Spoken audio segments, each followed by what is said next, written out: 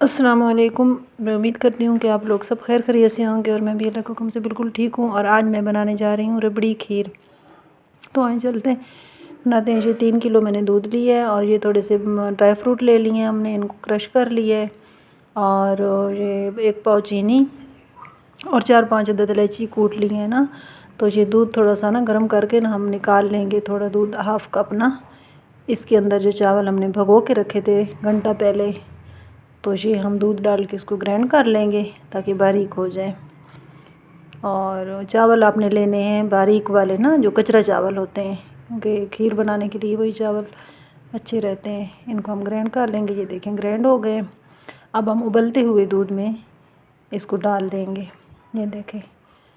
तो यहाँ हमने एक फ्राई पैन में ना चीनी ले ली है, 1 पाव चीनी, और उसके अंदर पानी थोड़ा सा मिला के ये हम थोड़ा सा ना इसका शीरा बना लेंगे अलग से। और दूसरे चूल्हे पे हमारा जो है ना वो चावल और दूध बॉयल हो रहा है। इधर से हमारी ये चाशनी तैयार होने लगी है। ये देखें दूध हमारा जो है तो बॉयल हो रहा है। इसकी देर नहीं लगती बिल्कुल। ये जो है ना तकरीबन आधे घंटे में खीर तैयार हो जाती है, रबड़ी खीर। ये देखें इसके अंदर ना 5 अदद इलायचियाँ कूट के अच्छी तरह वो हमने शामिल कर देनी है।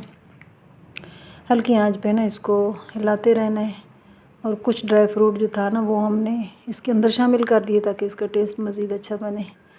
और इधर से हमारी चाशनी का कलर ये देखें कितना प्यारा सा हो गया, गोल्डन सा। तो ये अब हम अंदर डाल देंगे।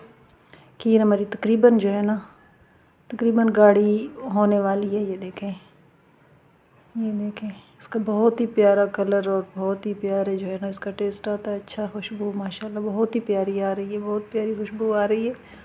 कलर इतना प्यारा है। ये देखें रबड़ी खीर तकरीबन जो है तो तैयार हो गई है हमारी खीर। तो अब हम इसको डिश आउट करते हैं। तो बाकी वाला ड्राई फ्रूट ऊपर डाल देते हैं। और मेरे चैनल को पूरा देखा करें, सब्सक्राइब करें, लाइक करें, शेयर करें।